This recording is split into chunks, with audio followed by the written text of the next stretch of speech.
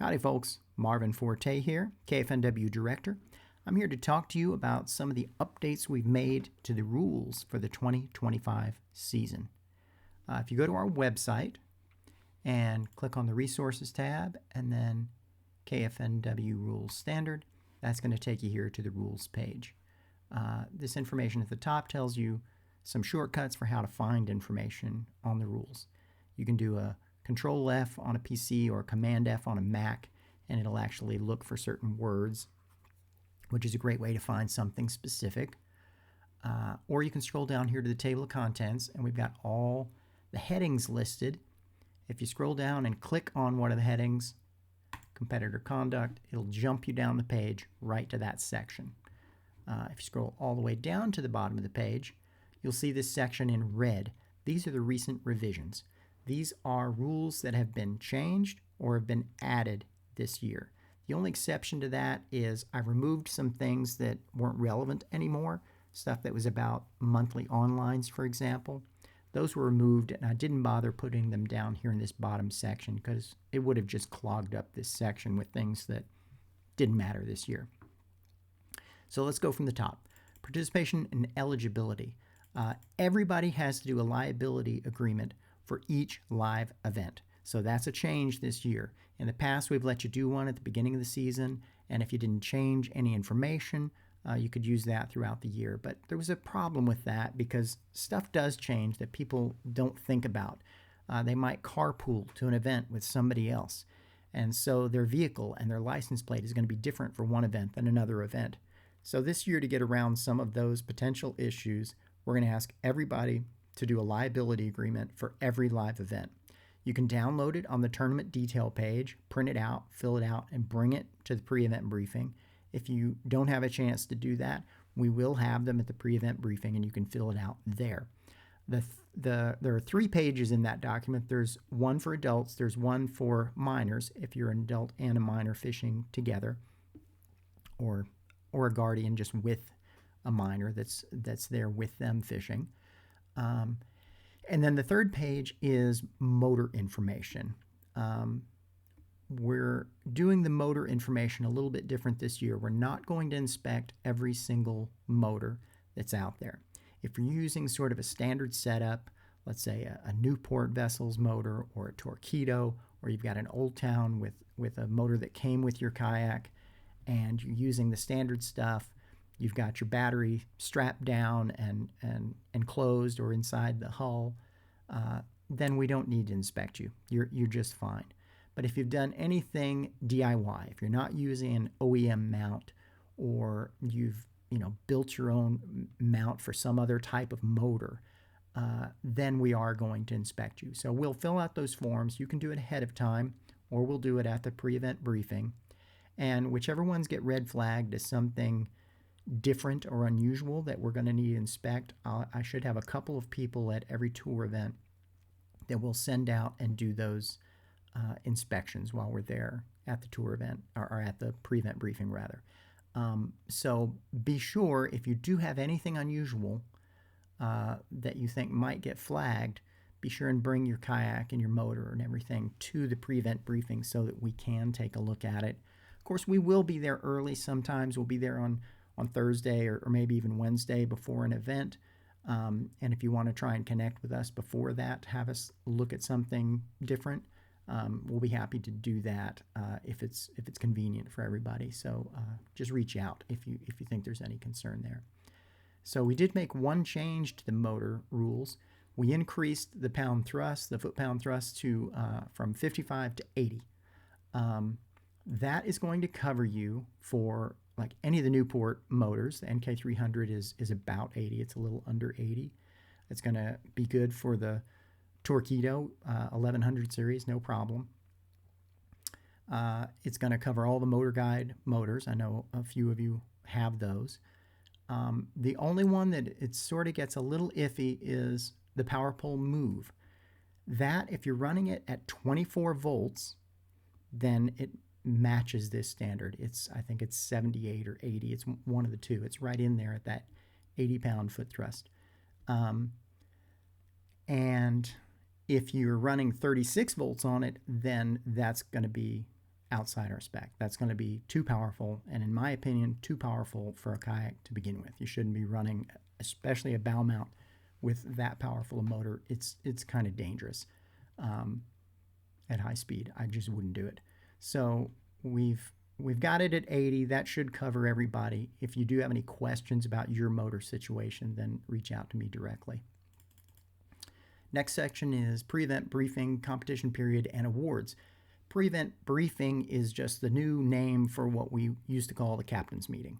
It's a little bit more specific term. Some people didn't understand what captain's meeting meant, especially people who didn't fish tournaments. So this is pretty clear. Okay, so if you go to the tournament detail page, you're going to see all the details about an event. There's sometimes it's on the TourneyX leaderboard page, like the online challenge. We might not have a tournament detail page for that, but all the tour events and the classic, we do have a tournament detail page, and that's going to have all this information listed, the dates and times that you need to be at these different sections of the event.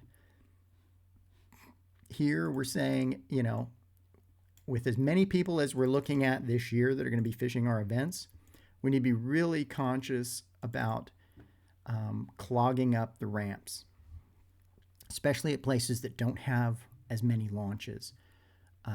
We are designated launches this year. Every event is designated launches, so you have to go with one of the launches that's listed on the tournament detail page, and we want you to be sure and not clog up the ramp in the morning. Having the pre-event briefing the night before helps that a lot. We're doing a pre-event briefing this year for all of our events, and it's the night before competition starts.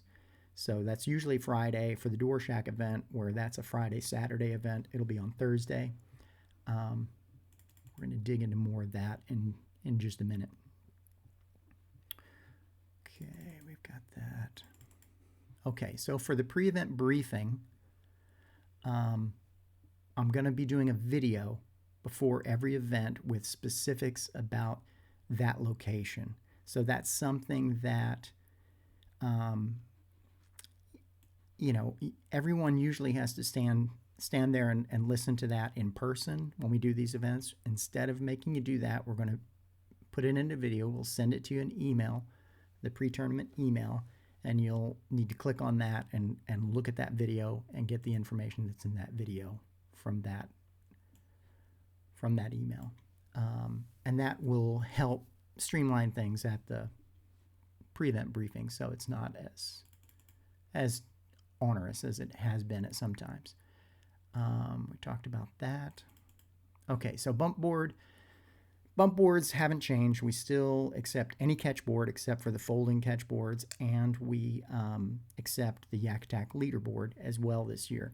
What we're doing a little different is we're asking you to be sure that those boards are clean and dry. Sometimes we see boards in the board check that are filthy dirty, and that can affect your judging. Sometimes it's difficult for us to see if the caudal fin, the tail, is touching a line or not, and having a dirty board can really affect that. So if you bring a board to board check and it's filthy dirty, we're going to tell you to clean it before we approve it. Before we shut down the pre-event briefing, you will have a chance to ask questions. Okay, so here the pre-event briefing is mandatory. So this is a big change for us. We're not doing a morning check-in the morning of events for any of our events this year. We're doing that day before pre-event briefing. If you can't come to that meeting because you've got some unavoidable obligation, something that you just can't get out of, then you're going to need to connect with another angler who is fishing the event. You're going to need to get them your liability release and your bump board, and they're going to need to show up on your behalf. This is the responsibility of the two competitors to get that set up and make sure they have everything that they need, and no exceptions will be given. In the past, we have met people off hours later in the evening or early in the morning, something like that. We just can't do that. With this many people fishing these events, we can't do it. So you really need to make an effort to get to that meeting. And if somebody is consistently not making that meeting, then we're going to have a talk because we've got a problem at that point. It's not an optional meeting. It is a mandatory meeting. We will bend it for people who have something come up that they can't make it. But in general, you need to be there. Tardiness to the awards, as always, will not be tolerated. If you're a second late to those awards, you're going to get DQ'd.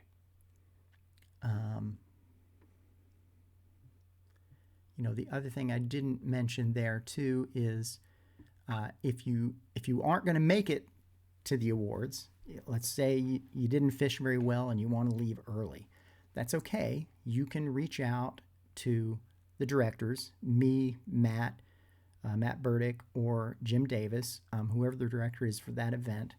Reach out to them and let them know that you're not coming to the awards, and that's okay. As long as you let us know. But you need to be aware. Every year, this seems to happen. Some people don't quite understand how this works. If you leave early and you don't come to the awards, you are going to be disqualified from the event. Now, if you haven't caught any fish, who cares? It just means your name will not be listed anymore in the standings as one of the anglers.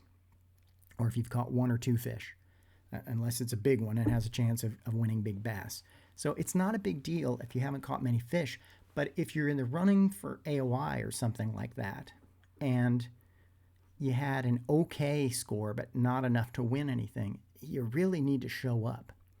Now, the one exception that we'll make to that, and we've done this before in the past, and we'll still do that for somebody, if they need to leave for some reason,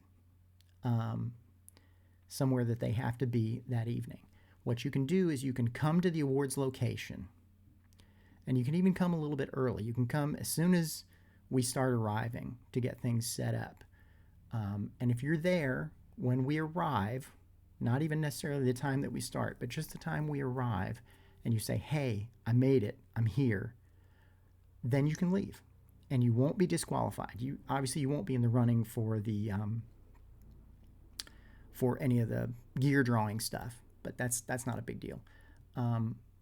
But you won't get disqualified that way, and we have made that exception for people in the past, and we're willing to do that for you too if something comes up. Okay, so here's another change this year.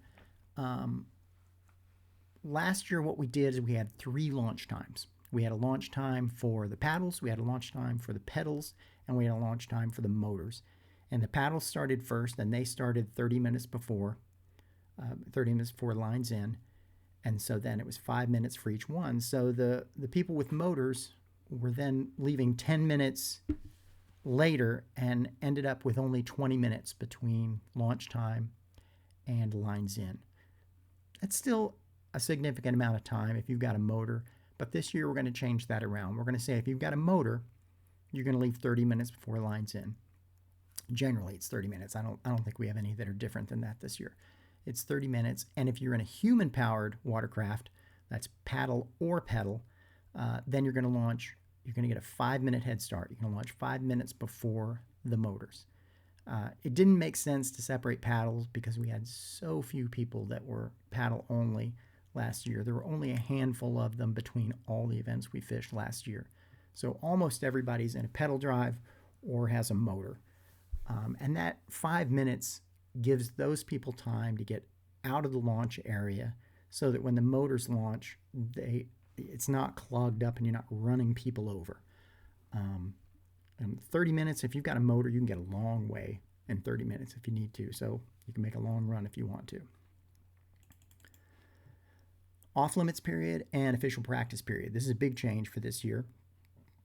For each of our tour events, there is an off-limits period that starts 3 weeks before the event, and it's for a period of 2 weeks. Then there's an official practice period that is a week before the event. You probably saw my post about responsible pre-fishing, and we're asking everybody to really be mindful of the fact that we want everyone to have a good tournament day. We don't want you to go out there and land a dozen fish every day for 3, 4, or 5 days before the event, because that is going to have an adverse effect on the fishing for everyone on tournament day. If we find that to be a problem, that people are doing that, then we're going to have to look at more draconian kind of rules to lock down any kind of pre-fishing. So if you don't want that to happen, don't do it. Just be responsible. Get out there and graph, chart the lake, explore, look around, see what the different temperatures are in different areas. And if you are going to fish, we're not saying you can't land any fish. You certainly can, but we would just ask you to limit how many you do and maybe consider throwing lures with no hooks, so that you're not going to land that fish, or shake it off. You get a bite and don't set the hook and just shake it off. That's going to be just fine.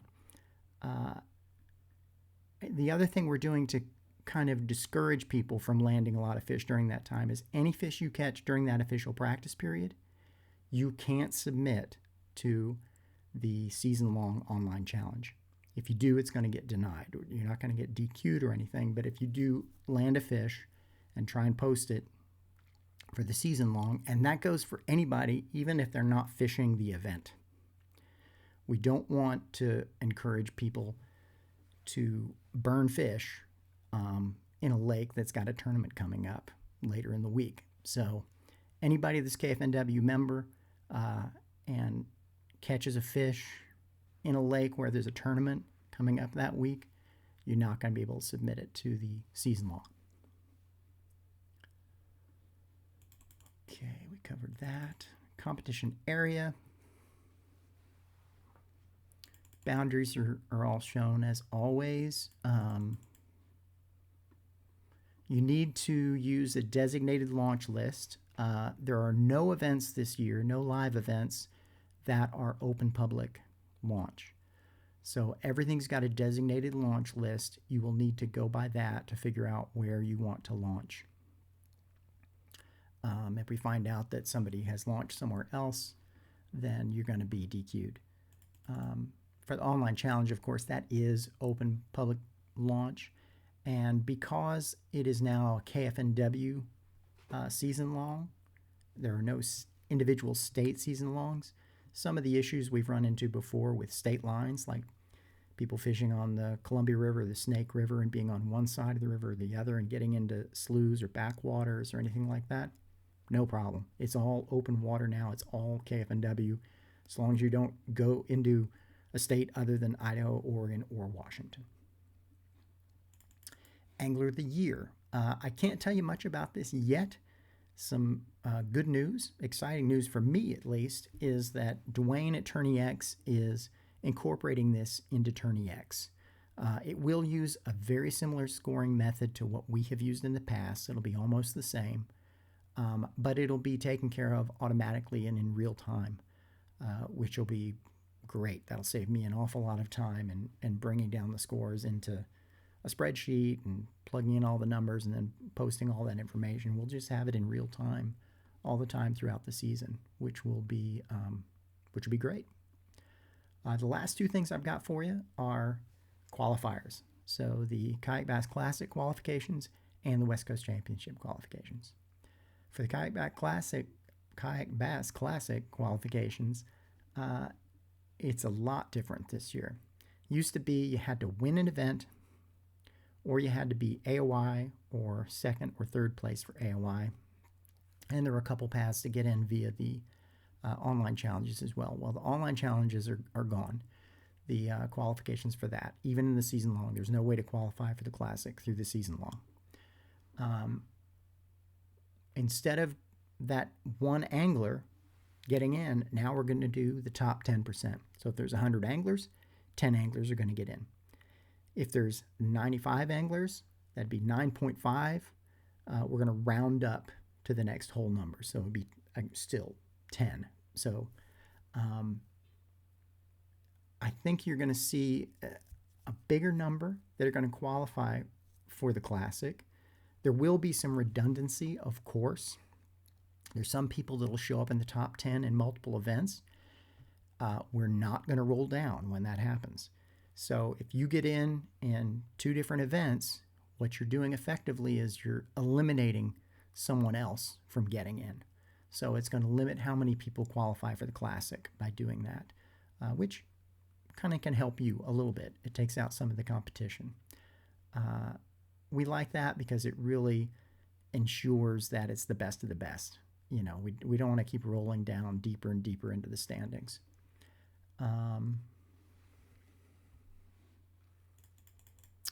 And then the West Coast Championship is the last one. That works exactly the same way, except it's 25%. So 25%, again, a whole person. We'll round up to a whole person. No roll downs. The only thing that's a little different in this is if you finish 3 qualifier events. You've got to complete them. You can't leave early. But it doesn't matter what your score is. If you finish 3, then you qualify. Those 3 events for KFNW this year would be 10 Mile Lakes. Lake Umatilla, the second event, is not a qualifier, so that will not count. And then the third event is Dworshak Reservoir in Idaho, and the fourth event is Lake Whatcom in Washington. If you fish all 3 of those events and complete it, don't get disqualified for leaving early, then you qualify for the West Coast Championship. You can't mix clubs either. So you can't go down to Yakabass and fish 1 event and then fish 2 events in ours. We won't count that as 3. It's got to be 3 in that club. As always, if you have any questions about any of these rules or details, feel free to reach out to me or Matthew Burdick or Jim Davis. Hope to see you soon on the water, and I hope you catch a lot of big fish this year. Thanks.